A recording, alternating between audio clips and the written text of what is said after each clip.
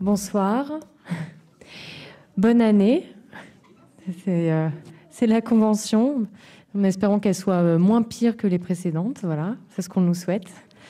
Déjà, c'est bien qu'on puisse être réunis ce soir. Donc, comme vous pouvez le voir, malheureusement, sans Brenda Le Bigot et Jordan Pinel, l'une est Covidée, l'autre cas contact. Donc, on a évité, voilà, de les qu'ils soient avec nous. Mais bon, Brenda va faire un mot d'introduction. Donc, pour la plupart d'entre vous, vous suivez le cycle depuis le début. Donc, je vous rappelle la thématique art et migration. On a essayé justement avec donc, le laboratoire Migrinter de relier un peu les disciplines, d'avoir une approche interdisciplinaire comme on essaie de le faire depuis le début. Donc, en commençant avec Serge Brzezinski en histoire et puis la littérature avec Elara Berthaud. Et je vais laisser Brenda nous dire un petit peu, réintroduire un petit peu ce début de cycle. Et puis je présenterai donc Sylvie Marchand. Et voilà, je vous dirai quelques mots par la suite. Brenda, c'est à toi. Je vais prendre la parole en fait, du coup. Désolée, c'est Jordan donc. Et Brenda complétera. Bonjour à tous, on m'entend bien? Oui. Ah, super. Bonjour à toutes et à tous, merci d'être là. On est désolé, Brenda et moi, de ne pas être présents, malheureusement. Donc, ce cycle de conférences, vous le savez, entre Migrinter et l'Espace Mendes France. Ça plante, Jordan, ta connexion. Vous m'entendez? Ouais. Ah. Mince. Brenda, tu m'entends bien, toi? Ouais. Bon, je pense que ça vient de vous.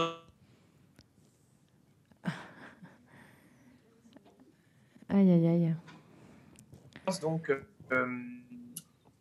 c'est... Je vais essayer de me connecter sur un autre, mais... Vas-y. Non, vous m'entendez pas? Non, notre connexion est... Vous m'entendez? Oui. Bon, j'essaye, mais je pense que ça... Donc, je ne sais pas exactement ce que voulait dire Jordan, mais je vais essayer d'enchaîner. Donc, ce type de conférence organisée entre Migrinter... Héloïse, est-ce que tu veux présenter le cycle à notre place? Vu que toi, on t'entend bien. Ça va aller vachement... Oui, beaucoup plus vite, je pense. On a un problème de connexion. Donc, désolée.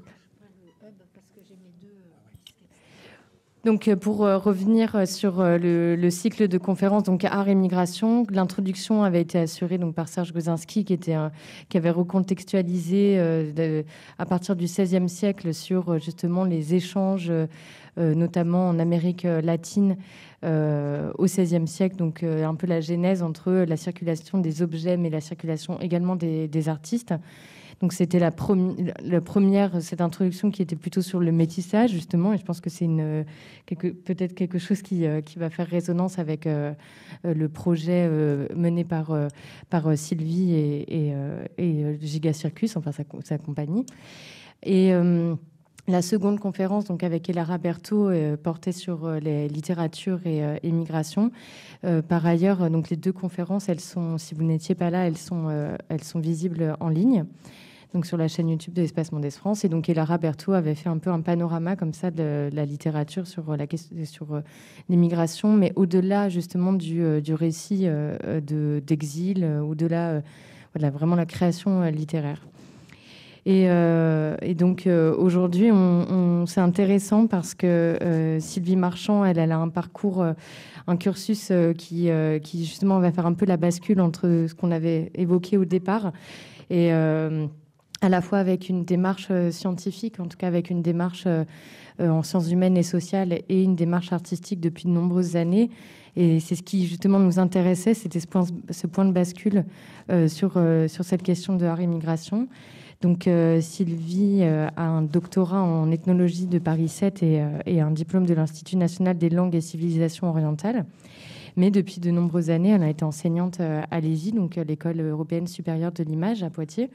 Elle a justement, depuis de nombreuses années, travaillé avec ces approches-là, et elle va revenir justement sur sa formation et ce double regard, ce triple regard, enfin je ne sais pas comment tu pourrais le qualifier, et toujours au service d'une démarche collective et de partage. Et je tenais à signaler, donc je vous invite à aller regarder, mais elle va le présenter, mais le site donc, de Giga Circus, dans lequel vous verrez ses créations.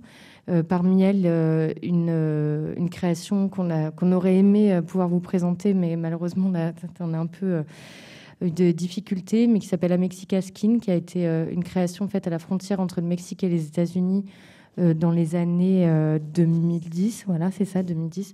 Et qui, justement, prend la forme comme ça, est très immersive d'un labyrinthe, d'un parcours, avec des vidéos faites à la frontière. Donc, c'était un travail de terrain. Donc, c'est pour ça que c'est intéressant, je trouve, cette approche et de terrain ethnographique et après dans une démarche artistique. Et aujourd'hui, plus particulièrement, donc c'est une autre création qui s'appelle Azmari et qui est autour d'une création numérique que tu vas nous présenter avec le CRAR, et qui est un travail avec des personnes qui sont accueillies au centre d'hébergement d'urgence et des demandeurs d'asile. Et où justement, c'est par le numérique, en fait, par les outils, permet de créer à la fois de la musique, de rejoindre donc des personnes qui ont des parcours de migration autour de créations communes, avec voilà, leurs apports culturels et leur grande richesse personnelle, individuelle. Donc je laisse Sylvie nous présenter aussi son équipe, et donc après nous aurons, nous aurons un temps d'échange avec elle, bien entendu. Merci beaucoup, Héloïse. C'est un plaisir d'être ici. Je vois aussi dans la salle William. C'est un plaisir de te retrouver. Et donc, merci à vous tous. Et je voudrais juste, avant de prendre la parole, vous présenter les membres de mon équipe, enfin de mes compagnons de route, là, pour l'instant, qui nous accompagnent ce soir. Donc, Lionel Comburé, qui me suit depuis, et m'épaule depuis des années. Bonjour. Vous levez-vous. Voilà, à toi. Bonsoir, mon nom c'est Aliou Diallo. J'habite à Limoges. Je viens de la Guinée-Conakry. Je fais partie membre d'éditeur de l'application Azmari. Voilà. Bonsoir tout le monde. Je m'appelle Abdelkader. Je suis somalien. J'habite à Oufek en Charente. J'ai fait partie du groupe Carafone et Azmari Group. J'ai travaillé avec Lionel, Sylvie. Et je suis dans nord d'asile. Je suis arrivé en France en 2020, mars, en Charente, ici en Nouvelle-Aquitaine, décembre 2021. Je suis ici, je suis content d'être ici, à participer à cette conférence. Merci. Merci beaucoup, c'est un plaisir. On reparlera ensemble tout à l'heure. Votre présence est vraiment importante pour moi, pour nous tous. Et donc, je vais revenir un petit peu en arrière de ma création sur la demande d'Héloïse, puisqu'on est dans un contexte d'enseignement aussi. Donc, je vais vous raconter un petit peu mon histoire, comment j'ai vécu ce passage. Et comment je m'appuie maintenant sur l'ethnographie, finalement, ce que j'ai retenu de mes cours d'ethnographie, ce que j'ai rejeté aussi, pour faire quelque chose qui est en effet plutôt artistique, que je revendique comme artistique.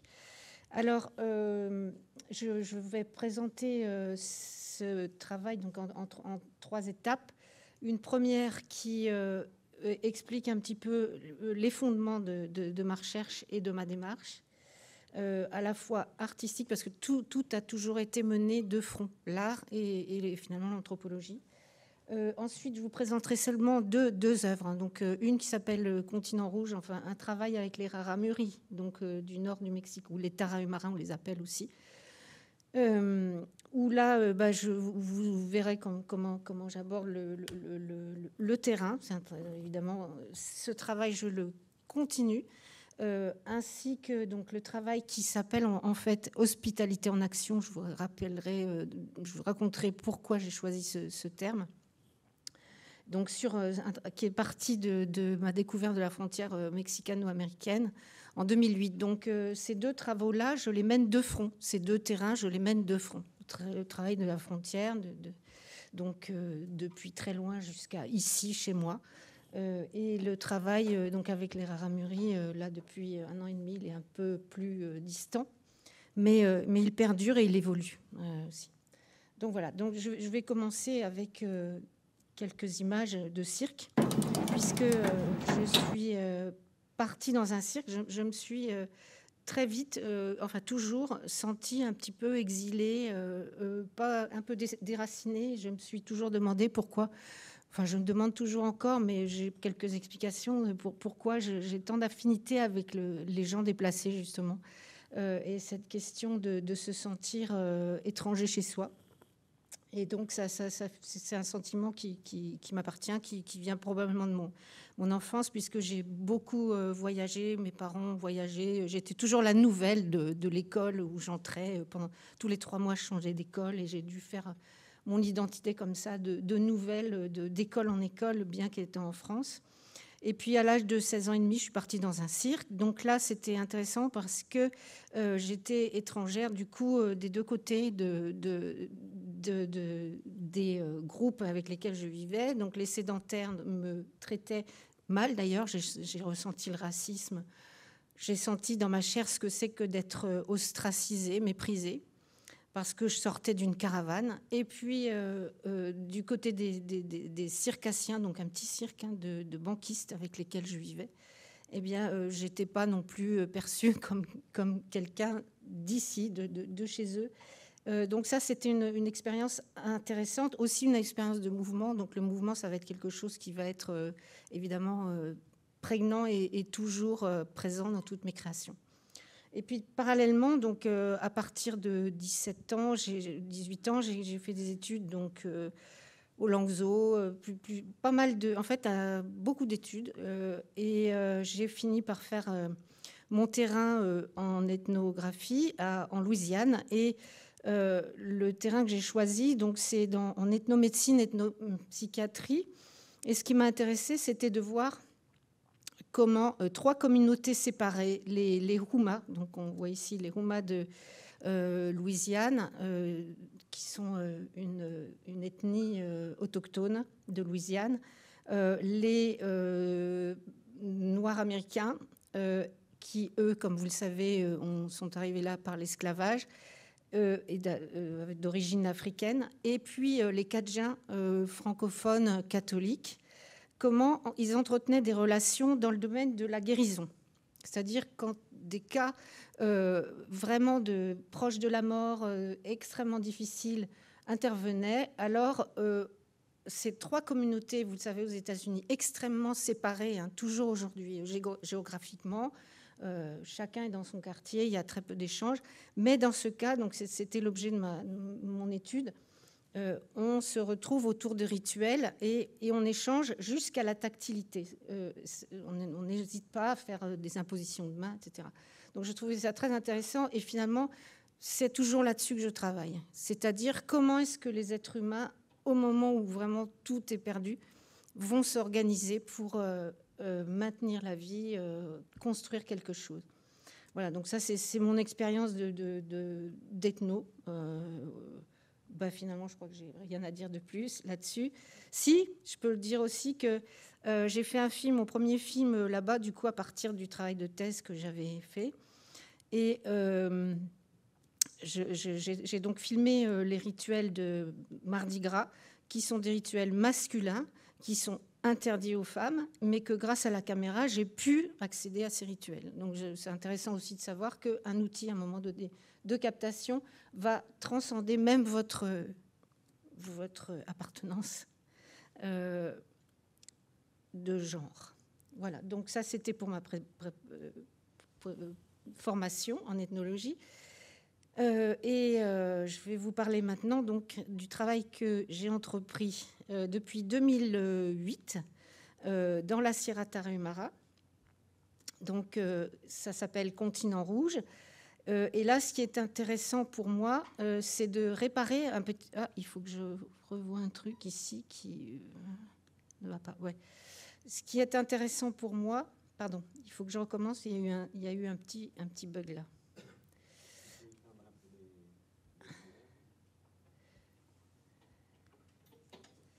Voilà. Donc, dans ce coin-là du Mexique, à Norogachi, dans ce village, très exactement, où je suis arrivée par hasard. Pas tout à fait par hasard. Est-ce que j'ai le temps de vous raconter comment? Peut-être après. Mais il n'y a pas vraiment de hasard. Il y a des choses qu'on choisit, des choses qu'on ne choisit pas, et la façon dont on réagit à ce qu'on n'a pas choisi et comment on s'adapte au mouvement. Donc, dans ce village, Norogachi était passé en Tonarto. Donc, le Mexique, c'est immense. L'État de Chihuahua est immense. Et je me suis dit quand même que de me trouver là sur les pas d'Arto, par hasard, c'était quand même intéressant à poursuivre. Et donc, je me suis penchée sur la question. Enfin, ce qui m'intéresse aussi, ce sont les racines rituelles de l'art. J'aurais pu vous le dire aussi quand j'ai parlé des rituels de guérison. Donc j'ai voulu savoir un petit peu comment les Raramuri justement luttaient et luttent toujours. Je viens de terminer un film là-dessus sur la puissance rituelle de lutte finalement et qui n'est pas une lutte armée comme comme Zapata par exemple, mais une puissance vraiment rituelle et toujours très très incarnée dans la Sierra. Donc ça c'est la trace que je suivais. Et puis donc je découvre Antonin Artaud, qui est mort, je le rappelle, en 1948, mais qui a laissé une œuvre qui s'appelle donc Viaje al País de los Tarahumaras. Et je cherche à rencontrer donc cet homme, Erasmo Palma, qui est mort depuis, et qui était un poète. Et on dit qu'il a été inspiré par Artaud. Donc j'ai eu ma première visite à Erasmo. Puis là, c'est un petit peu long, je ne vais pas m'étendre là-dessus, mais j'ai vraiment retrouvé l'école où Artaud avait dormi, son guide, tous les endroits où il est allé, l'endroit où il a vécu son rite du peyote, etc., avec l'aide d'Erasmo Palma. Et j'ai demandé à Erasmo à un moment donné et aux Raramuri s'ils avaient entendu parler de l'œuvre Les Tarahumara d'Artaud. Et là, on m'a répondu non. C'est-à-dire qu'on savait qu'il y avait un poète français qui était venu, mais le récit, enfin la lecture, la connaissance de ces poèmes n'avait pas été partagée. Donc là, il me semblait qu'il y avait quelque chose que je devais faire. Et c'est aussi un geste, je trouve, ethnographique, le retour d'Artaud dans la Sierra Tarahumara. J'ai eu l'honneur de le faire. Donc j'ai trouvé une version PDF de cette traduction espagnole. Alors il y aurait tout un truc à dire sur les traductions parce que les textes d'Artaud ont été perdus, traduits en espagnol, puis retraduits en français, etc. Mais donc j'ai commencé à lire les Artaud au Tarahumara. Et ensuite, je vous présente cette femme qui est très importante aussi, Elvira, qui est la nièce en fait d'Erasmo et qui, elle, n'a pas pu apprendre le Tarahumara. Vous savez, on mettait les enfants à l'âge de 3 ans dans des écoles et on les coupait de leurs parents. Ils devaient apprendre l'espagnol, etc. Donc, elle n'a pas appris le Tarahumara, mais elle connaissait le français, l'espagnol, et donc elle a traduit pour Erasmo Palma les chansons d'Erasmo en espagnol, puisque à son époque, chanter en Raramuri, c'était interdit. Et bon, c'est toujours d'ailleurs une ethnie extrêmement méprisée, un peu comme les gitans chez nous, comme beaucoup, trop d'autochtones sur la terre d'ailleurs le sont. Donc Elvira est le lien entre la création d'Erasmo et la population mexicaine en général. Et moi, je suis le lien entre Artaud et Erasmo et toute la population tarahumara. Et donc, j'ai rencontré un chercheur, Enrique Servin, et qui a entamé, qui voyait que cette question d'Artaud était importante. Et il a fait traduire, donc, du coup, je pense, grâce aussi à ma présence, les travaux d'Antonin Artaud en tarahumara. Donc, c'est un retour pour moi, donc d'avoir pu retourner, j'espère que vous voyez ce que je veux dire, d'avoir pu retourner Antonin Artaud dans leur langue au tarahumara. Pour moi, c'est un geste très, très important, un geste ethnographique, à mon avis, qui est nécessaire. Donc, la création qui en est née s'appelle Continent Rouge. C'est une installation immersive.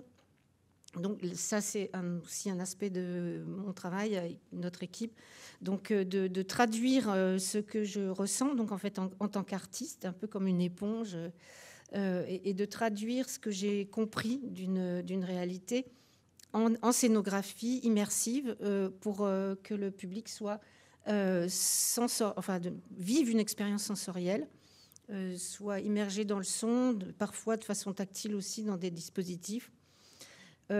Et là, donc, très rapidement, je vous présente une création en cours aussi, donc, avec des femmes tarahumara cette fois-ci, sur la force de la langue maternelle. C'est quelque chose qui me semble extrêmement important et que je travaille aussi avec les jeunes exilés que je rencontre aujourd'hui. La langue maternelle, c'est un appui très, très fort de la culture et de l'être aussi, et de l'identité, j'aime moins ce mot. Et j'ai utilisé donc déjà à cette époque le téléphone avec ces femmes, le téléphone donc pour oui, j'ai vu que j'étais allée un petit peu trop vite. Donc le téléphone pour c'est tout un projet que j'ai avec l'université de Mexico aussi d'archivage sonore. Donc, qui permet à ces femmes d'enregistrer leur création, parce que parmi elles, il y a des poétesses, et de aussi archiver une mémoire de leur littérature orale. Voilà, donc ça, c'est un travail encore en cours, immense, énorme, qui m'imprègne énormément. Alors, passons à la frontière. C'est aussi un petit peu en étant sur cette frontière mexicaine que j'avais rencontré des Tarahumara et que je suis partie sur cette histoire. Et je vais vous présenter maintenant donc, cette fameuse œuvre à Mexicasquine qui a été montée ici au lieu multiple en 2009 et montrée ensuite pas mal en France, mais ici en 2010 à la chapelle peut-être. Voilà, donc c'est un travail évidemment comme tous les travaux que j'ai fait jusqu'à présent qui démarre par le terrain, qui démarre par la rencontre. Et c'est absolument incontournable. Je suis obligée de sentir, de comprendre et d'inclure ensuite les personnes avec lesquelles je travaille dans la création. Mais à ce moment-là, donc j'étais sur la frontière, qui est on le voit là, une traduction de ces flux qui se répartissent sur deux côtés et non pas une barrière qui sépare deux mondes, mais des flux qui sont interconnectés et indispensables l'un à l'autre. Et donc, on part du Mexique, on entend des récits mexicains, donc ça fait à peu près 110 mètres carrés, c'est grand, donc le spectateur se pose, écoute les témoignages, traverse donc un espace qui traduit la frontière, dans lequel il subit aussi des agressions sonores, lumineuses, ce qui lui permet de comprendre qu'il passe un cap. Et il arrive de l'autre côté, ce qui représente davantage, qui représente même les États-Unis. Et là, donc, il voit les États-Unis à travers des voiles transparents pour traduire le fait qu'ils sont bien arrivés, mais qu'ils sont restés en dehors de l'espace, qui ne sont pas accueillis dans cet espace. Voilà, donc cette expérience-là m'a préparé donc de marche à pied dans le désert aussi, m'a permis de rencontrer une association, plusieurs associations, No Border, No Más Muertes, No Mordes. Et j'ai été extrêmement impressionnée à l'époque par la façon dont les travailleurs sociaux ou même des gens qu'on appelle bénévoles, j'aime pas forcément ce titre, mais des gens s'impliquaient pour comprendre, pour aider, et parfois donc mener des ateliers plus rarement, mais artistiques en musique, etc. Donc j'avais été très impressionnée. Donc la première fois c'était en 2006, la deuxième fois j'ai passé 8 mois en tout de marche à pied comme ça avec des gens à traverser sur les 3000 km de la frontière en bus, voilà. Mais cette épreuve-là était très dure, mais très importante pour moi. Mais c'était encore donc en 2008, Obama est élu, extraordinaire. À l'époque, on était absolument... c'est ce que les États-Unis ont été capables de produire. C'était une victoire contre le racisme. Il y avait beaucoup d'espoir à ce moment-là. Donc, bon, voilà, c'est devenu ce que c'est devenu. Mais à l'époque, c'était lointain pour moi. C'était encore aux États-Unis. Et dès 2015, il y a eu Calais et j'ai eu une autre... comment dire, estancia, non, une résidence de création dans le Nord. Et j'ai découvert Calais. Donc là, ça se rapprochait de moi. J'ai donc travaillé... un tout petit peu à filmer. J'étais absolument subjuguée aussi par la force aussi d'entraide, par-delà l'horreur de ce camp, que certains d'entre vous connaissent celui-ci, d'autres, ils sont malheureusement tous semblables, mais une faculté d'entraide extraordinaire et la présence donc d'artistes dans ce contexte que je trouvais...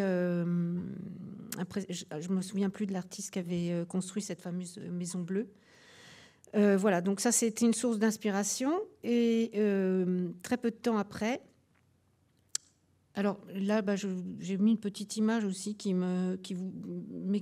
pour exprimer le fait que il y a deux façons de travailler, il me semble. Il y a les choix qu'on fait. Donc, je suis au Mexique. J'avais été invitée, je ne savais pas par quoi commencer. J'ai fait 11 films sur les luchadores de la lucha libre. Et puis, très vite, je suis allée sur la frontière. Et là, j'ai vu que c'était une implication forte et importante pour moi et que je ne pouvais pas fermer ma gueule sur ce sujet. Donc, voilà, il y a des choses, des chemins qu'on choisit. Et puis, il y a des moments aussi donc d'attente. C'est ce que je fais aussi chez les Raramuri. On se poste, une fois qu'on est sur le chemin qu'on a choisi, là, on est en attente. Qu'est-ce qui va se passer? C'est donc du domaine de l'aventure, l'avenir. C'est pas le futur programmé, c'est plutôt un avenir auquel il va falloir s'adapter. Et le miracle, enfin pour moi, la grande joie, enfin dans l'horreur de ce qui se passe en ce moment, c'est que la jungle de Calais est démantelée et arrive donc chez moi. Donc ça s'est rapproché depuis la frontière mexicano-américaine. Donc vous, mes amis, et je crée là avec Lionel et beaucoup d'artistes. Donc je parle plus tellement de collectif, moi, mais de constellation d'artistes. Parce que le collectif, c'est une liste de gens bien fermés. Et en fait, non, ça va, ça vient. C'est plutôt comme le vol des oiseaux en l'air. Il y en a un qui prend le relais, il y en a un qui mène. Après, on s'entraide, etc. C'est un mouvement incessant. Donc, hospitalité en action, une grande chance pour nous. Alors, en action, comme il y a eu une émission justement ce matin sur France Culture sur Hannah Arendt, sur la définition de l'action. Et j'avais bien choisi, donc ça c'était en 2017, ce mot en action avec un S, donc c'est pas une action comme ça, mais c'est des actions. Ça fait référence aussi à l'espace public, à la performance, aux actions performances qu'on mène, aux interventions aussi qu'on mène. Donc c'est une dimension politique pour les artistes, je pense. quand on mène une action, normalement, après l'action, quelque chose a changé. Donc, on attend une transformation. Et hospitalité, alors ça, on a débattu, est-ce qu'il fallait garder ce terme hospitalité ou pas. Évidemment Derrida, toute l'histoire de l'hospitalité, parce que bon, l'autre, c'est celui qui arrive, qui repart après 3 jours. Donc là, c'est pas le cas. Ils arrivent, de nouveaux voisins arrivent, ils s'installent. On est maintenant voisins. Il n'y a plus tellement de brièveté de l'hospitalité là-dedans. Mais au fait, on a quand même, après avoir bien discuté, gardé quand même hospitalité pour la valeur que ça peut avoir d'ouvrir sa porte et de partager un espace. Alors là, je vais donc vous présenter Weldiwet Marie, qui a été une rencontre déterminante pour moi, sachant que William, tu l'as d'ailleurs rencontré à la maison, donc en 2018. Hein, donc j'ai... Ouais. Bon, je me suis trompée dans mon truc, c'est pas grave. Donc, beaucoup appris avec Weldiwet, qui m'a très vite demandé d'écrire son histoire avec lui. Donc, j'ai pris confiance et conscience de tout ce qui s'était passé dans ce que vous aussi, vous avez vécu pour venir jusqu'ici. Mais là, c'était le fait d'avoir à présenter un texte à l'OFPRA. Donc, j'ai pu entrer dans la réalité, dans cette réalité sans laquelle, sinon, j'en serais encore peut-être un peu loin. Tout en découvrant donc une voix, une posture artistique, donc d'un artiste Asmari. Donc, l'Asmari, c'est en Érythrée et en Éthiopie, un conteur ou un auteur de récits traditionnels, mais qui nous rappelle donc les racines de la culture érythréenne, tigrinya dans ce cas-là, et aussi qui raconte l'histoire en cours. Grâce à ce garçon, donc j'ai pu rencontrer aussi d'autres artistes. Et il lui manquait un crare, donc c'est la lyre qui est indispensable à son chant. Donc on a construit deux, je crois, premières lyres. Et donc je passe les étapes, mais donc on a rencontré beaucoup d'artistes Asmari sur Nantes, Saint-Nazaire, Saint-Brévin, grâce à Weldiwet. Et donc, on en est à avoir construit 8 crares avec comment on appelle ça, l'artisan ébéniste de notre village et un autre artisan du village d'à côté. Donc, je trouve cette expérience de fabrication d'un instrument venu de loin, grâce à des aptitudes aussi locales, parce que le bois, il est d'ici. Mais aussi, ça a été rendu possible parce que la crare, c'est vraiment l'instrument du musicien, comme un peu le barde ou le troubadour nomade. Donc, un petit instrument léger qui peut se construire partout. Donc, les gamins en Érythrée attrapent de bouts de bois et c'est un instrument léger.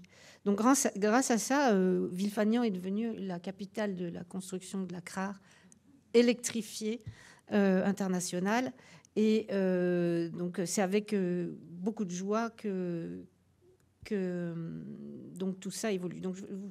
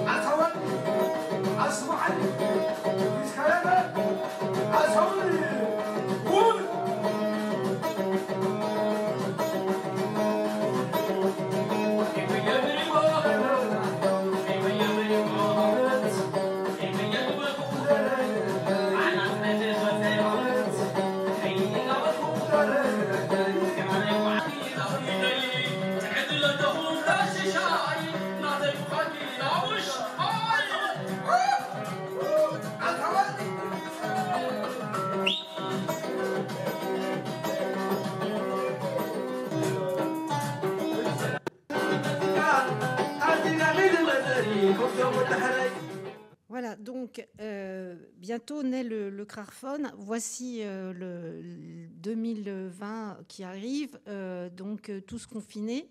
Donc, on connaît maintenant beaucoup de musiciens. Aussi, j'en parlerai tout à l'heure à Limoges. En fait, tout un ruban, un réseau d'artistes se crée entre Limoges et Nantes, principalement, et Ruffec.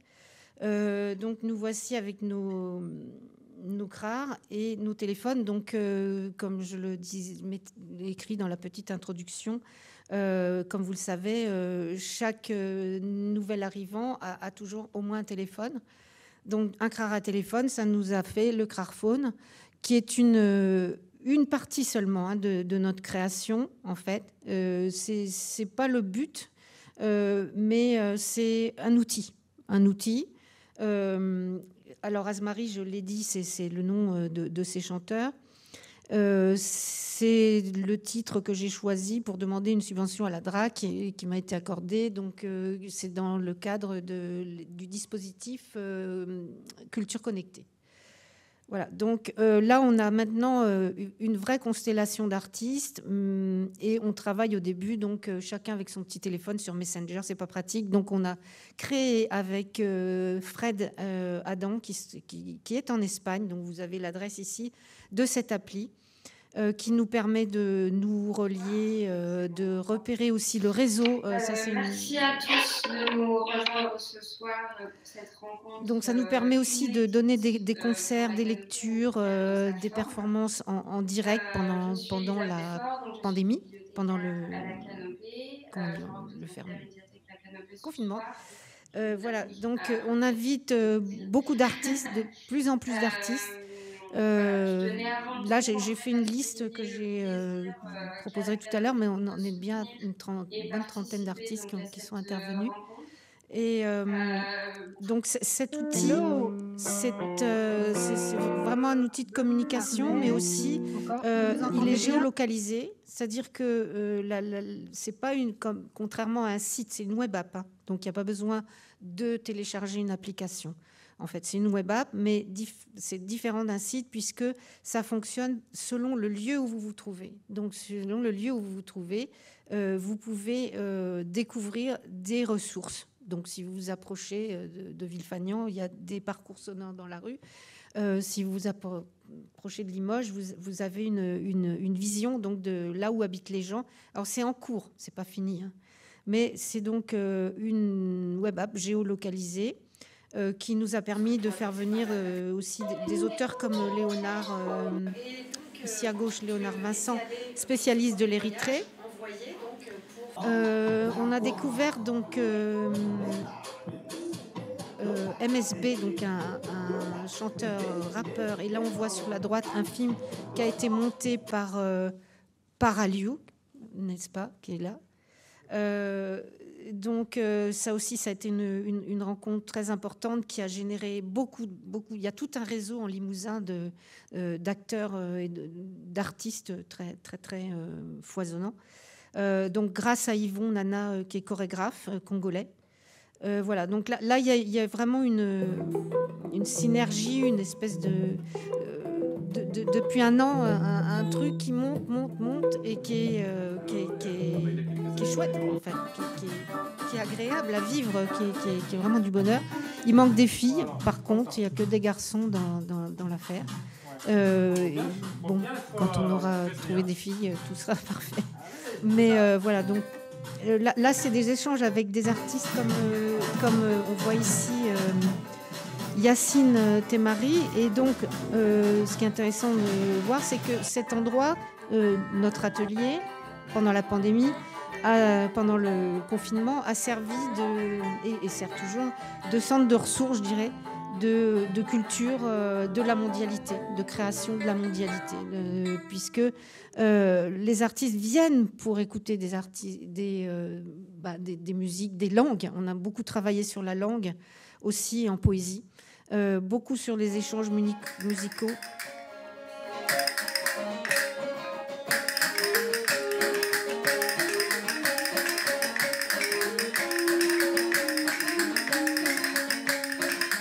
Donc avec Nieves Caballero, andalouse, Donc voilà, une musique andalou érythréenne qui se crée sur place. Voilà, donc des rencontres comme ça. Et donc ce genre de création, par contre, n'entre pas encore, en tout cas, dans les institutions. Donc je suis ravie d'être ici aujourd'hui, mais je veux dire, à part la Canopée, donc qui est notre théâtre local très amical et qui nous ouvre les portes. Donc c'est plutôt un art qui se déploie dans l'espace public, dans les marchés, comme on a vu tout à l'heure, à Emmaüs, par exemple, dans les rues, sur les parkings. Donc, en fait, là, il y a Emmaüs, il y a une dizaine de jours pour le jour de la Journée mondiale des droits humains.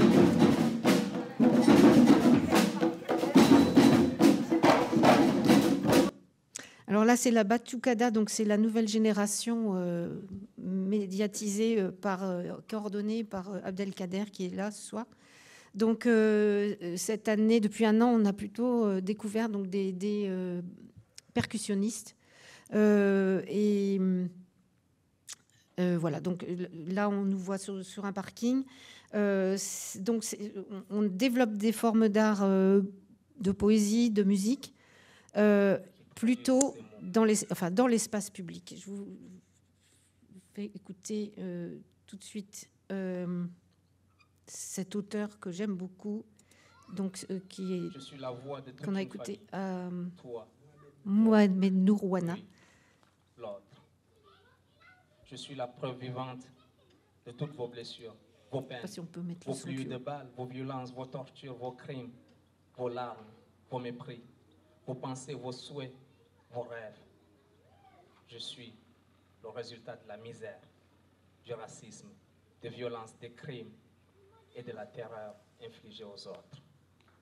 Je suis 1000 fois tout. Sans papier, je ne suis pas une menace pour les autres.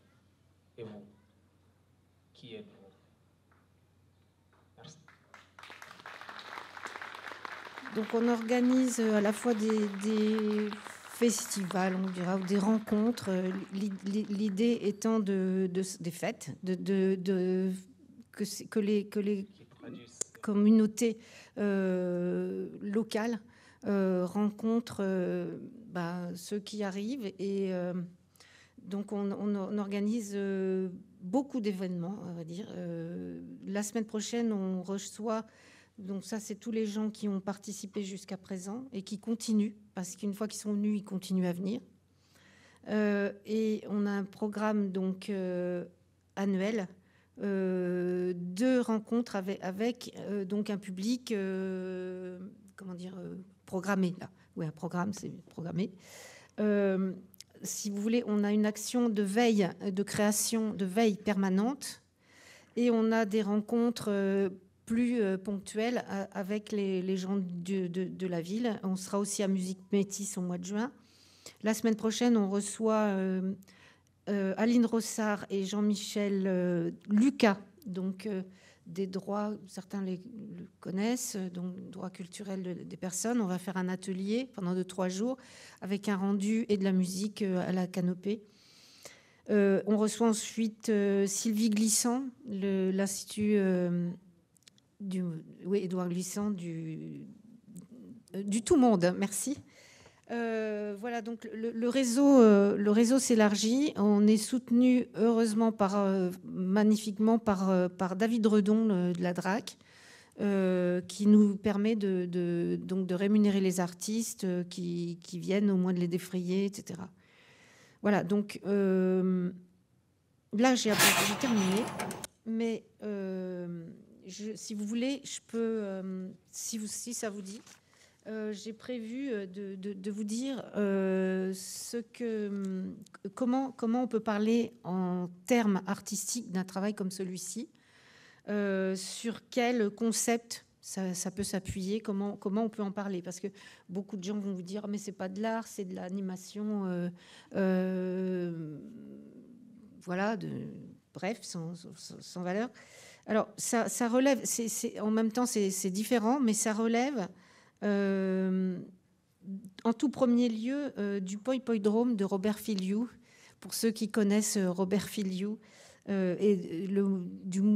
Fluxus n'est pas un mouvement, mais c'est une attitude. Et Robert Filiou a été, donc, dans les années 60-70, vraiment quelqu'un qui a bien affirmé des positions de partage, donc de réseau, de travail en réseau international. Enfin, c'était la façon dont travaillait Fluxus.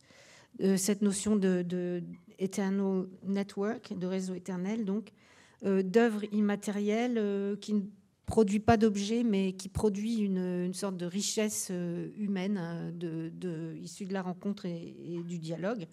Et le Poi Poi Drome, donc c'était une architecture aussi de son ami Joachim Pfeiffer. Donc c'est un lieu où tout le monde peut s'installer et discuter. Et ça, c'est fondé sur Poi Poi, une expression Dogon. Bon, je passe rapidement. C'est aussi une œuvre contextuelle, c'est-à-dire que vous pouvez vous référer à Paul Arden, Art contextuel, 2002. Ce sont des formes d'art d'intervention, de caractère peut-être activiste aussi, c'est-à-dire qui attendent un changement, je l'ai dit tout à l'heure. L'artiste devient un acteur social impliqué dans un contexte social. Vous pouvez donc avoir entendu parler de Joël Hubeau, Échelle inconnue, Stanley Cambo. Enfin, c'est pas les grandes formes d'art qu'on découvre dans les lieux très comme Beaubourg, mais ça existe en tout cas. C'est pas une forme d'art académique, mais ça a été une époque importante. J'en parlerai tout à l'heure. Donc, l'art relationnel, l'esthétique relationnelle, théorisée par Nicolas Bourriaud, c'est aussi 1998, donc affirme et donne aux artistes qui mènent ce type d'action, permet de justifier, de montrer que oui, ça peut être de l'art aussi, que de créer un dispositif de rencontre, sans plus d'autres attentes. Dans ce cadre-là, l'artiste est catalyseur donc de situation. Mais avant lui, avant Nicolas Bourriaud, finalement, qui est juste le théoricien de et l'introducteur de cette notion, il y avait Fred Forrest, dont vous avez peut-être entendu parler, esthétique de la communication, donc qui en tout cas pour les créations sur support téléphonique, a été très utile aux artistes numériques, puisque Fred Forrest démontrait, créait des œuvres qui se situaient invisibles, donc, mais qui se situaient entre un émetteur et un récepteur. Donc ça, c'était l'esthétique de la communication, et c'était un pilier important, 1983, sur lequel on peut s'appuyer quand on est étudiant, on veut justifier son action. Avant lui encore, il y avait eu l'art sociologique avec Hervé Fischer, voilà, qui a utilisé aussi beaucoup de téléphones de Minitel. Voilà. Dans les années 80-90, donc est survenue la notion d'art numérique. On a beaucoup avec Patrick et comment dire expérimenté dans ce domaine pour se dire qu'aujourd'hui, c'est comme si on disait l'art électrique, le numérique étant partout. Qu'est-ce que ça veut dire? Mais à un moment donné, il y a eu des artistes numériques dont nous étions, nous, par exemple, repérés comme des artistes numériques, alors qu'on travaille la chair et la présence, bien sûr. Ce qui reste pour moi valable, en tout cas dans ma pratique, c'est l'art nomade, l'art et les mobilités artistiques. Et ça a été théorisé par Fabrice Raffin, qu'on avait invité une année ici. Donc sur le trajet nomade et sur le mouvement comme puissance de création, et il s'appuyait sur Deleuze et Guattari à l'époque, voilà, sur des créations en milieu urbain et des créations en mouvement, c'est-à-dire d'artistes qui créent dans le cheminement, sur un cheminement, avec des outils eux-mêmes mobiles. Pour ce qui est de ma part, bon après, il y a aussi beaucoup de collectifs actuellement, vous en connaissez certainement, qui travaillent en intervention dans les rues, comme Brigade des auteurs, la Brigade des auteurs à Paris, dans les rues qui font des travaux d'écriture. Le collectif Épitome, dans des camps à Bamberg, à Munich, vous pouvez rencontrer ces artistes. Il y a aussi un mouvement qui s'appelle, une œuvre qui s'appelle Migrating Art Academies. J'ai pu participer avec eux à leurs actions pendant 4 ans avec Mindaugas, donc un artiste lituanien. Et là, il s'agit de mettre des artistes et des étudiants dans des camping-cars et de créer dans des zones urbaines excentrées et d'utiliser des outils de connexion pour créer des œuvres en mouvement aussi. Voilà. Alors, pour ce qui est de ma part, celui qui m'a vraiment inspirée et qui me permet de parler au mieux de ce que de penser au mieux ce travail, c'est Édouard Glissant, la poétique de la relation avec un R majuscule. Et la question de mondialité et la rencontre aussi avec le poète Patrick Chamoiseau. Vous avez peut-être entendu parler aussi de ces personnes. Donc, sa poésie à Patrick m'inspire énormément. Sur la joie, l'énergie déployée par la rencontre finalement que nous on expérimente vraiment.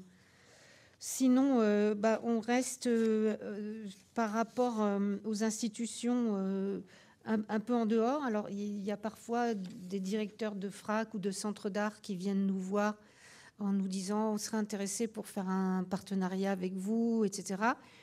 Et alors, 2 ans après, on a des nouvelles. Et là, on nous propose un parcours de formation artistique et on entrerait dans une formation pour les handicapés. Donc, on se demande ce que nous avons de handicapés. On est tous bienvoyants, en forme... Voilà, donc nous restons à l'écart des institutions de l'art contemporain pour parler art et migration. Dans la mesure, vous pouvez parler de migration dans un musée d'art contemporain. Vous avez beaucoup d'œuvres à Beaubourg sur l'art, donc des objets. Mais si vous introduisez des personnes, là, il y a comme un espèce de résistance, de frontières, encore une fois. On dirait que la loi de contact, comme en magie, dans des siècles bien reculés, fait son œuvre de créatrice de peur et de rejet. Voilà. Donc, mais par contre, on déploie, je crois, une fabrication de bonheur, c'est sûr. Enfin, en tout cas, moi, je le vis comme ça. Et je vous remercie parce que je crois que j'ai à peu près tout dit et je peux vous répondre à vos questions. Enfin, j'ai peut-être pas tout dit, mais je serais heureuse de répondre à vos questions si vous en avez. Merci.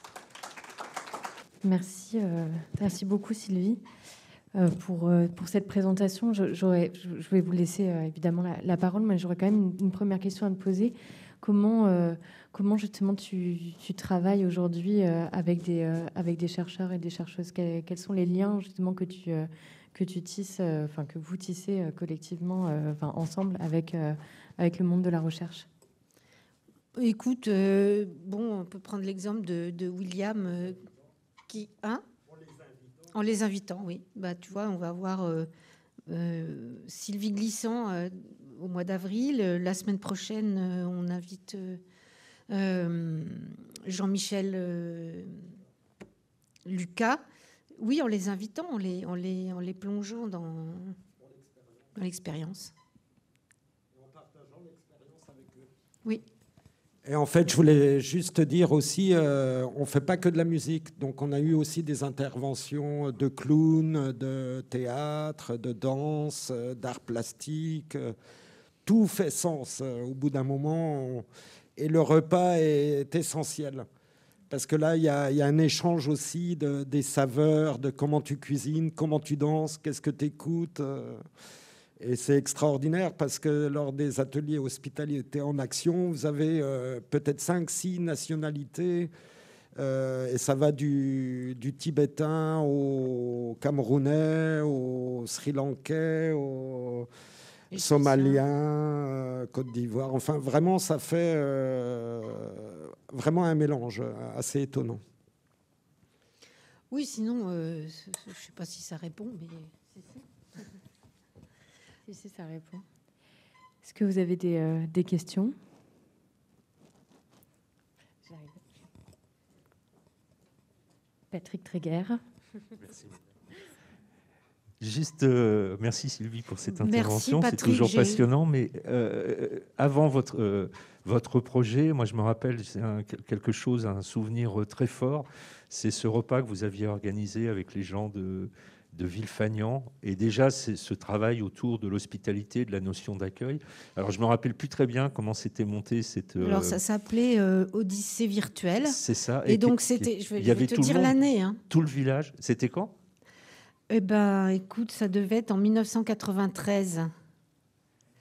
Et ce qui était incroyable, c'est que tout le village était là. Ouais. Et c'était avant l'Internet. Et on explorait les visiophones à l'époque. Et on faisait déjà des concerts en ligne. Et ce qu'on a fait avec toi, d'ailleurs, je ne t'ai pas vu arriver, mais sinon je ne savais pas que tu serais là, je te remercie, parce que tu as quand même programmé ma première installation en 1994 ici. Voilà, donc, et on a fait pas mal de projets justement à la gare, rappelle-toi, en faisant des concerts en ligne, mais c'était dans les années 90, avec le téléport, enfin, on a vraiment, on est des vieux de la vieille, hein, tous les deux. On a vraiment testé les technologies, mais toujours avec les gens, quoi. C'est ça. C'est pas les technologies. Moi, j'allais dire une bêtise. Je m'en fiche des technologies, mais par contre, si c'est l'occasion de les détourner et de rassembler, c'est absolument passionnant.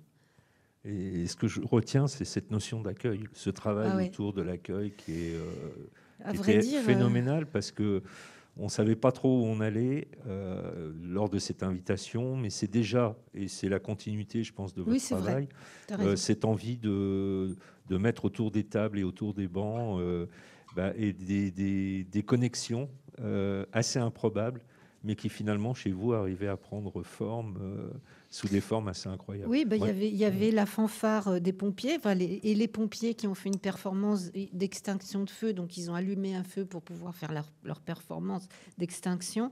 Il y avait aussi la fanfare du village. On a mélangé les gamelles aussi de l'école publique et de l'école privée pour organiser tout un parcours de nourriture. Voilà, puis toute une... Ouais, enfin bon, c'est vrai que c'était chouette, oui, mais c'est toujours la même chose, tu as raison. Il y a Brenda Le Bigot qui pose une question, je vais passer par l'écrit. Elle demande comment vous vivez des entraves dans le mouvement notamment, comme faire venir en France des artistes qui viennent d'ailleurs. Et elle pose aussi la question de la communication entre ces artistes à cause des langues et à cause des différences de langue. Tu vois, et elle voulait aussi savoir, donc elle en profite pour savoir quelle nationalité se rencontre autour de ce projet. Alors, on ne fait pas venir d'artistes, on rencontre les artistes qui viennent dans notre village ou à Limoges, et on s'adapte à qui est là, en fait, et on découvre. Nous, on n'est pas volontaire là-dessus, on s'adapte. Et c'est nous qui apprenons donc à les écouter. Et la communication, Lionel le disait tout à l'heure, elle se fait par l'échange de nourriture et par la musique et la danse. Donc, par des gestes. Il y a beaucoup de jeunes migrants, enfin demandeurs d'asile, qui parlent l'arabe. Donc entre eux déjà, ça peut être une langue d'échange, quoi. Certains parlent français. Nous avons deux exemples. On peut leur demander. Je veux dire, Alio est là et on peut vous poser la question à vous. Comment vous faites pour Abdelkader, tu as appris le français ici. Il y a à peine un an qu'il est là. Il parle super bien français. Hein, oui, Abdel? Oui, j'ai parlé français. Tiens le micro. Avant, je ne parlais pas français avant. Quand je suis arrivé ici à Oufek, en Charente, février 2021, j'ai commencé à l'école avec Françoise, la bénévole de village. Alors, j'ai continué. J'ai rencontré avec les artistes d'Azmari. Et j'ai continué. Et je continue encore à étudier les langues pour comprendre, pour communiquer avec les gens. Donc, et entre vous, vous communiquez en anglais, oui, en arabe? En anglais, en arabe. En français? En français, oui, en français. Aliou. Voilà, moi, je vais expliquer un peu comment on a Est-ce que tu peux regarder les gens?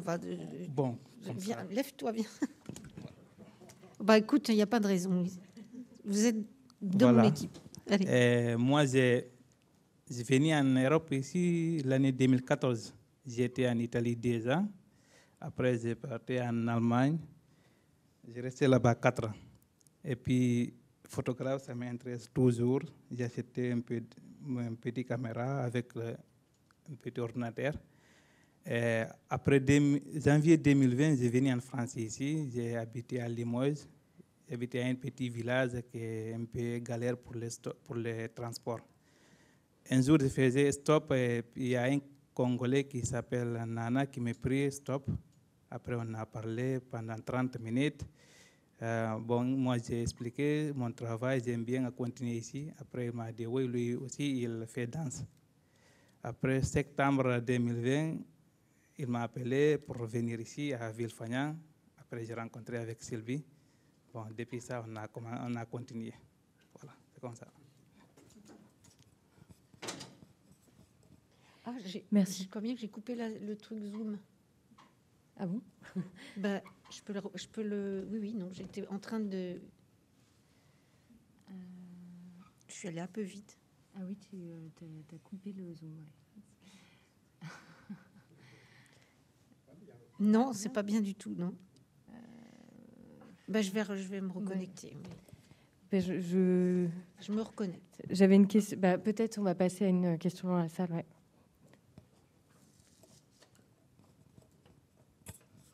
Ok, merci beaucoup.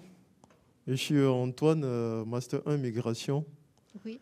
En tout cas, on découvre à travers vos créations, vos œuvres, qu'il y a cette ouverture, cette communication de différentes cultures à travers les artistes qui viennent d'ailleurs.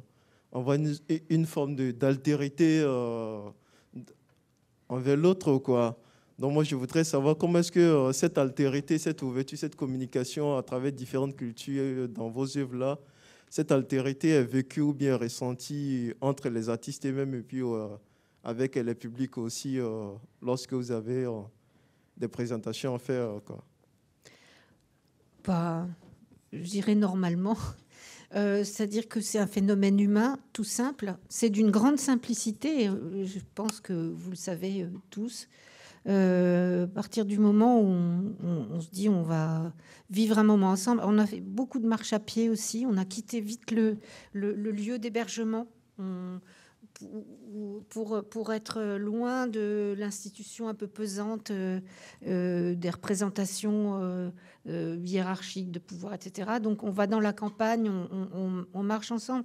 Et dans la marche à pied, donc on est, ça aussi, les artistes de la marche, enfin, c'est la marche à pied, la lenteur de la marche, l'introspection liée à la marche est beaucoup utilisée aussi. Et on l'a beaucoup utilisé enfin, moi, je l'utilise beaucoup dans ma pratique artistique.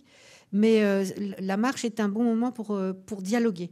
Parce qu'on n'est pas prisonnier d'un espace comme ici. On est assis, hop, on est obligé d'attendre la fin pour se lever. Quand on marche, on peut, le temps d'une conversation, accompagner l'autre. Et puis, le rythme change. On va changer d'interlocuteur. Voilà. Donc ça, on a beaucoup utilisé la marche. Et on invite toujours, quoi qu'il en soit, toujours des gens du village et des gens de tous les secteurs. de toutes sortes, tous les gens. C'est pour ça que ça me plaît bien de travailler avec Sylvie et le tout monde. Enfin, tout le monde, c'est ça, c'est tout le monde. Il n'y a pas que les chercheurs, si tu veux, qui nous intéressent. Ils sont bienvenus. Mais il y a aussi l'épicier, par exemple, qui vient toujours. Il est super content. Il y a vraiment tout le monde. Donc, à tous les moments, tout le monde, la porte est toujours ouverte. Donc, on aille faire de la musique, donc la batucada dans la rue ou dans notre atelier ou à la canopée, comme ce sera la semaine prochaine dans le théâtre.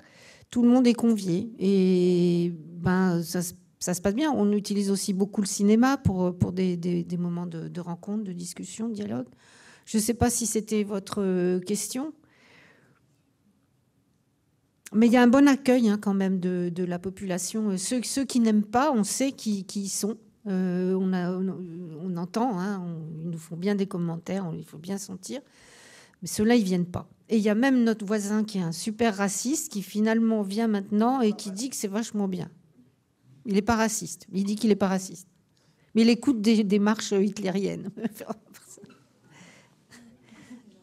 Mais lui, il est ravi maintenant. Au début, voilà, maintenant il vient, il entend du bruit, il vient, et puis il dit « Ah, c'est des gens bien ». Il a changé vraiment. Comment ?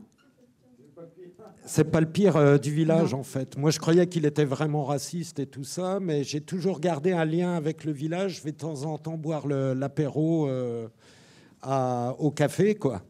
Et puis, ça marche comme ça. Vous payez une tournée, il y en a un qui repaye sa tournée, et puis vous ne pouvez pas partir tant qu'on n'a pas fait le tour, quoi. Et là, je me suis rendu compte qu'il y avait vraiment des racistes très forts, quoi, des gens que je ne soupçonnais pas comme ça. Et d'autres, lui, il l'appelle Adolphe. Il est fan d'Adolf Hitler. Il passait des marches il y a quelques années militaires, etc. Et j'ai eu des discussions avec lui. Il ne faut jamais rompre avec ces gens-là. Il faut toujours parler. Et lui, il est prêt, dès qu'on organise un truc, il vient, etc. Et puis il me dit, mais tu sais, moi, je ne suis pas raciste. Et il me dit, mais ces gens-là, ils sont bien, etc. Donc c'est un porte-parole maintenant pour nous dans le village. Mais c'est pas le pire. Encore une fois, ceux qu'on croit le plus évidemment racistes peuvent nous surprendre. Et c'est d'autres gens qu'on ne soupçonnait pas d'être racistes qui le sont, quoi. Et vraiment. Ce que je peux dire aussi, quand tu parlais de veille, Sylvie, c'est qu'on a un petit journal qui s'appelle Sortir en Charente et qui vous annonce tout ce qui se passe comme activité artistique, enfin tout l'agenda de tout le département. Donc le samedi, je l'ouvre, ou le vendredi, ou le jeudi. Et là, je vois qu'il y a un truc à faire dans une ferme paumée, un concert ou je sais pas quoi. Donc je vais au CAO, là je mets 1 heure ou 2 à dire qui veut venir, etc. On charge la voiture, on est 8, et hop, on part et on arrive dans des lieux impossibles, quoi, incroyables. Je découvre aussi tout le tissu associatif, toutes les gens un peu underground aussi du coin là-bas. Et ça a un impact quand vous arrivez, on est 8 Africains qui débarquent, quoi. Et on a toujours été très bien reçus et les gens sont ravis. Et comme on danse, notre premier truc, quand nous on arrive, on danse. Donc tout le monde se met à danser. Et donc ça, c'est vachement positif, je trouve, pour la France, quoi, d'avoir cette possibilité d'échange. Donc on va pas évidemment dans des endroits qu'on connaît comme rendez-vous de gens d'extrême, quoi, extrême droite, ça c'est sûr. Mais on sait qu'ils sont là. Mais on sait qu'il y a plein de gens qui pensent l'inverse et qui sont là aussi. Voilà. Oui. Mais je comprends et je pense que c'est important, cette relation au monde universitaire, par exemple, etc. En fait, on est tous des humains. Regardez, on a, je veux dire, même si on est super diplômé, etc., il n'y a pas de raison de surplomber l'autre. Et à un moment donné, on aime tous partager des choses très simples. Donc, en fait, c'est très simple. Et William, je sais pas, tu peux peut-être raconter quand tu es venu à Villefagnan ou une expérience. Oui. Bon, en tout cas, merci beaucoup Sylvie et toute l'équipe pour toute votre créativité et tout ce que vous mettez en place. Et c'est vrai que j'ai eu la chance de participer. Peut-être même pour les étudiants qui sont ici, je ne me rappelle plus l'année, mais dans les... de mémoire, je dirais 2013. Enfin, pour raconter une anecdote, en 2014-2015, avait été mis en place, grâce à toi Sylvie, des moments d'échange entre les étudiants les étudiants de l'ESI et les étudiants de Migrinter. Et pour revenir sur ce que vous avez évoqué tout à l'heure sur l'importance de la rencontre, il avait été mis en place, si je me souviens bien, comme l'ESI était en centre-ville et que les étudiants de Migrinter étaient sur le campus, le moyen d'installer cette rencontre, ça avait été la marche et la promenade. Tout à fait. Et donc les étudiants des masters Migrinter, migration, et les étudiants de l'ESI, en fait, se promenaient dans Poitiers, flâner dans Poitiers et se rencontrer au rythme de la marche et des discussions et parler de leurs préoccupations et de leurs intérêts pour les questions de migration, pour les questions de création et comment art et migration pouvaient dialoguer. Et donc j'avais trouvé ça vraiment magnifique, cette façon d'incarner la rencontre entre les étudiants dans cette idée de promenade et dans Poitiers, avec des étudiants qui ne connaissaient pas Poitiers non plus. Donc il y avait aussi de la découverte mutuelle, parce que tous n'étaient pas effectivement de cette ville. Donc c'était à la fois intéressant de voir comment est-ce qu'ils percevaient l'environnement et comment ils pouvaient l'utiliser pour échanger autour de leur projet. Donc ça, c'est magnifique. Et c'était aussi,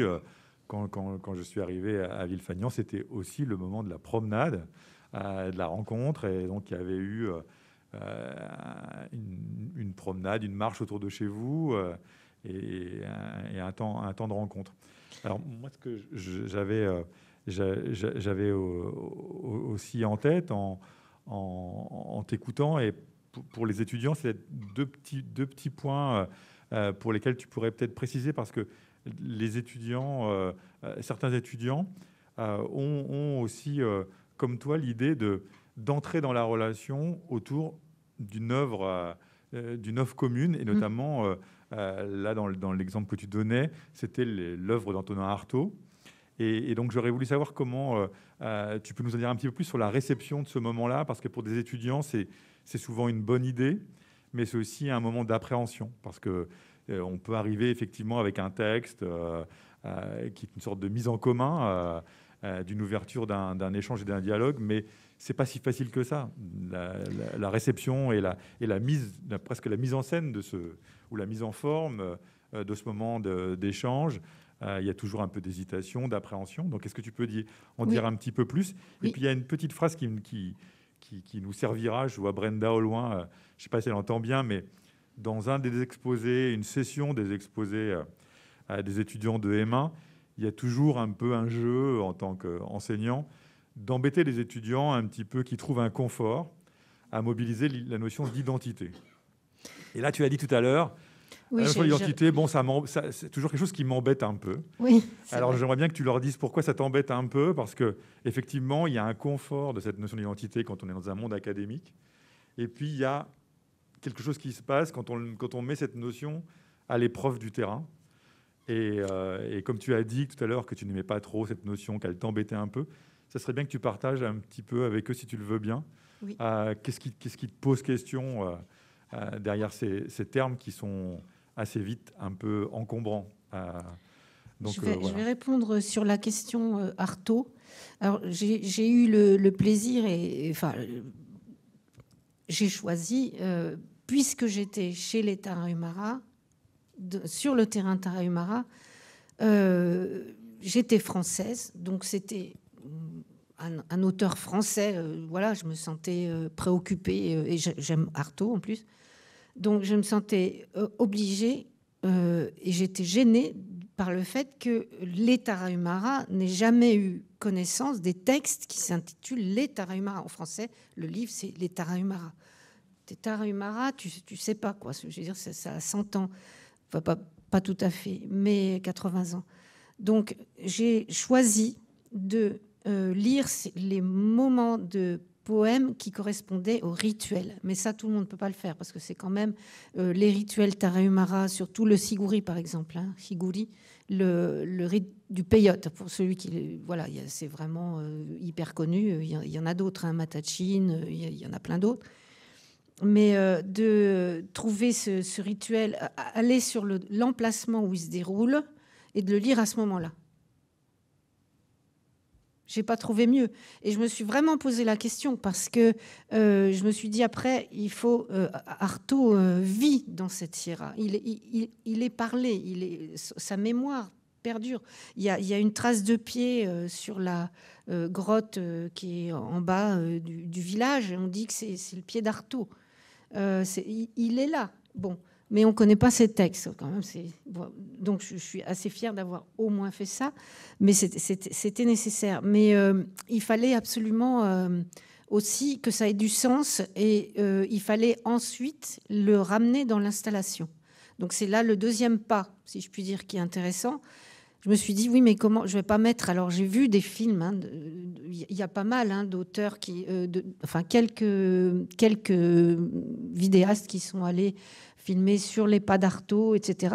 Et puis après, qui lisent, ils filment des images dans le village de Norogashi, et après, ils font lire par un comédien Artaud. C'est pas bon, quoi. C'est pas bon parce que Artaud lui-même aurait détesté la façon dont c'est lu par ce comédien. Même Jean Rouch a lu Artaud.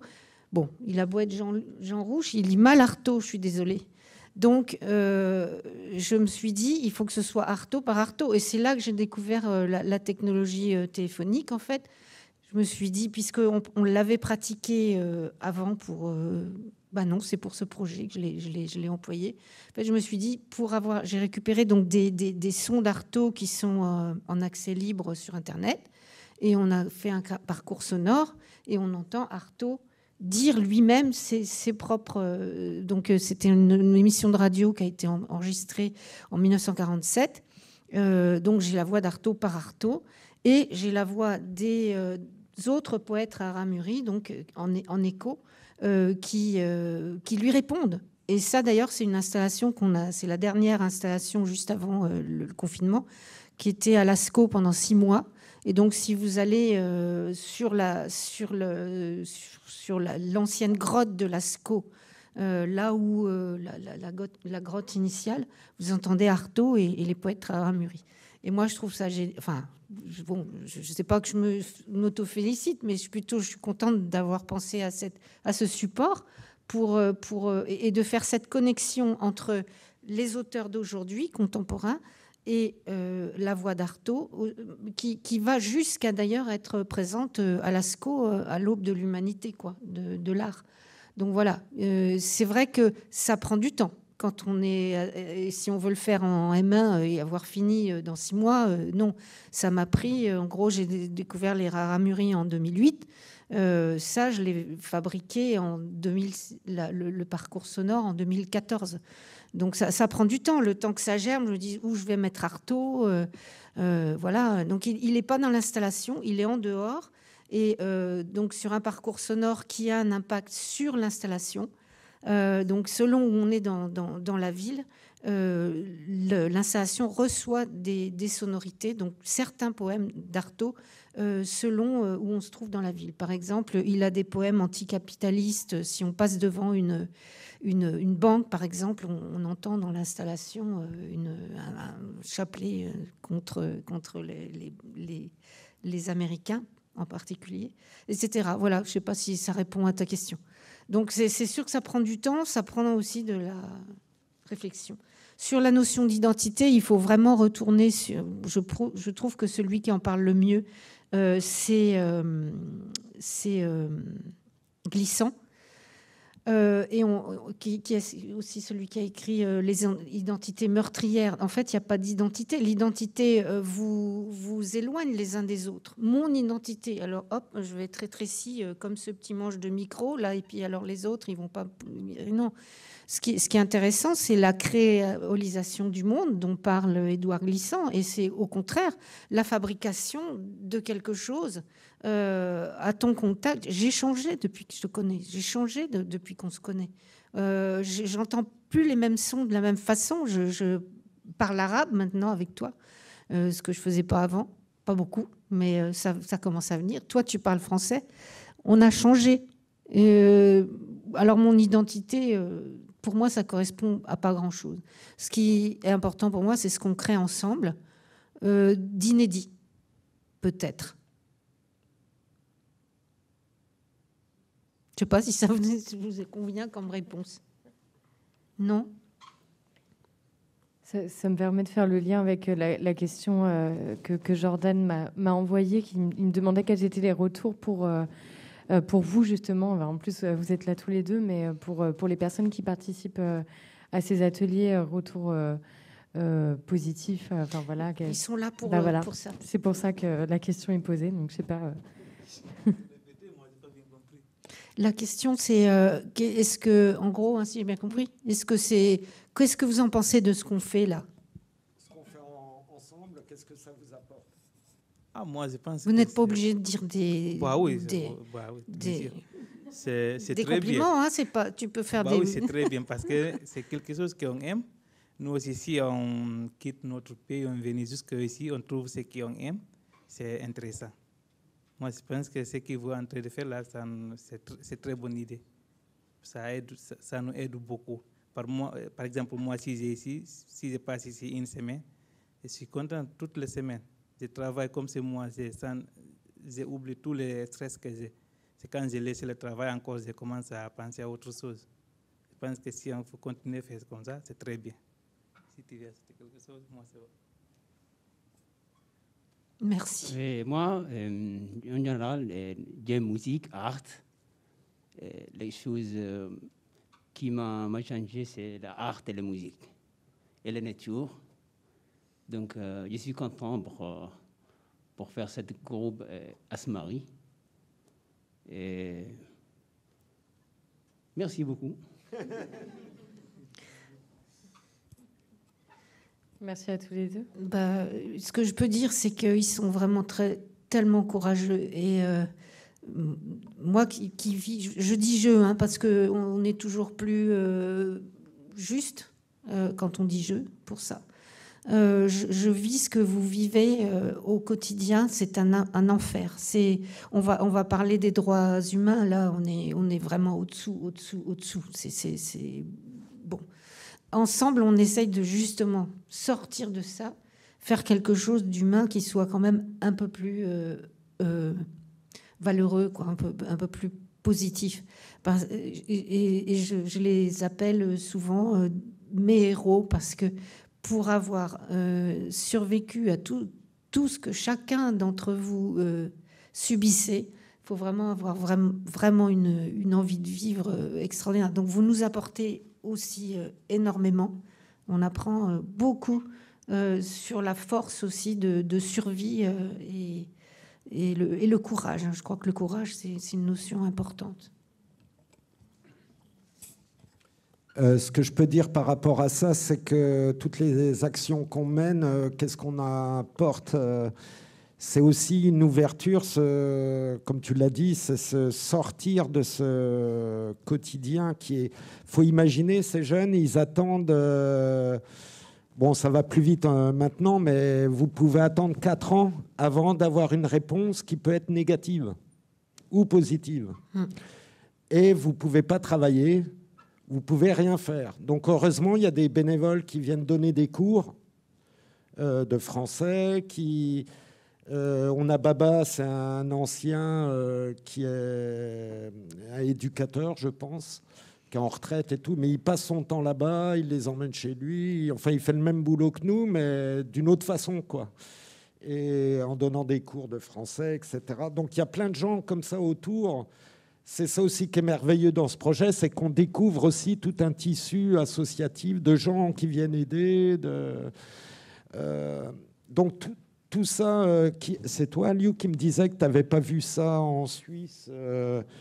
Enfin, il n'y a qu'en France ou en Allemagne, etc. Il n'y a qu'en France aussi où il y a des restos du cœur, où il y a... Tous ces trucs-là sont vachement importants, les secours catholiques, les Emmaüs. Emmaüs fait un travail formidable pour ces jeunes. Donc c'est la situation même qui est... Beaucoup de jeunes ont eu des traumatismes de guerre ou autres, et ils sont partis à cause de ça, mais il y a eu aussi la traversée, il y a aussi l'emprisonnement en Libye, il y a aussi les morts pendant la traversée. Enfin, tout ça, c'est des chocs sur chocs, et ils arrivent là, ils sont complètement, d'une certaine façon, perdus. Ils ont perdu leur jeunesse à traverser cette Méditerranée, à venir jusqu'à nous. Donc, qu'est-ce qu'on apporte, nous ?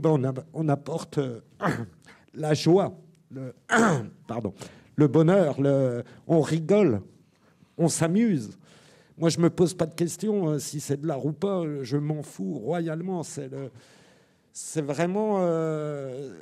Maintenant, j'en ai besoin. J'ai besoin de cette énergie parce que on donne énormément, mais on reçoit énormément aussi. Et c'est hyper dynamique. Et je pense qu'il y a des solutions sociétales simplement en accueillant ces gens. Qui est-ce qui a fait le métro à Paris ? Qui est-ce qui a fait les charbons dans le Nord ? Qui est-ce qui a fait la Tour Eiffel ? Mais quand vous regardez, c'est tout l'immigration. Et on la rejette et après, elle est intégrée puisque ces gens-là, ils sont comme nous. Hein, et on en a besoin.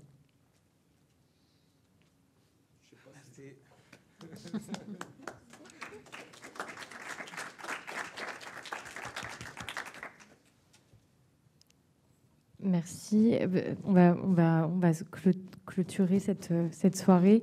Merci beaucoup justement pour l'énergie que vous apportez.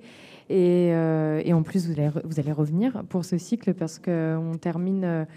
donc on aura une prochaine conférence le 3 février sur la danse et l'anthropologie, donc avec une démarche d'un chorégraphe qui a travaillé avec une anthropologue sur la création d'un spectacle. Donc c'est pareil, ils vont vous à la fois danser et puis vous parler un peu de leur démarche de création. Et la dernière session est le 3 mars et c'est une table ronde donc à laquelle on vous retrouvera l'un et l'autre et en plus avec d'autres structures comme le Toit du Monde ou Rémi, donc le centre ressources pour les mineurs isolés. Et on aura un petit concert à la fin. Normalement, ça devrait se passer à l'auditorium du musée Sainte-Croix. Voilà, j'attends une confirmation la semaine prochaine, mais je vous enverrai l'information. Et donc, je tenais encore à vous remercier. Et peut-être par rapport à ce que tu mentionnais, Lionel, en ce moment, je lis, je vous conseille ce livre de Marie Cosnay. Je ne sais pas si vous la connaissez, mais elle fréquente un peu aussi Migrinterre. Elle a écrit un très beau livre sur les îles. Elle accompagne depuis des années, elle se bat. C'est une écrivaine, une traductrice, mais elle mène un combat justement militant d'accueil de personnes en migration. Elle est à Bayonne, et notamment sur la traversée avec l'Espagne. Et là, elle a fait un très beau livre de recueil qui mêle beaucoup de témoignages. Elle a été sur différents lieux de passage de personnes migrantes, et je vous le recommande. Merci beaucoup à toutes et tous, et à bientôt sur les chemins migratoires. Enfin, ici. En tout cas, merci de votre attention et continuons le combat. Hasta la victoria.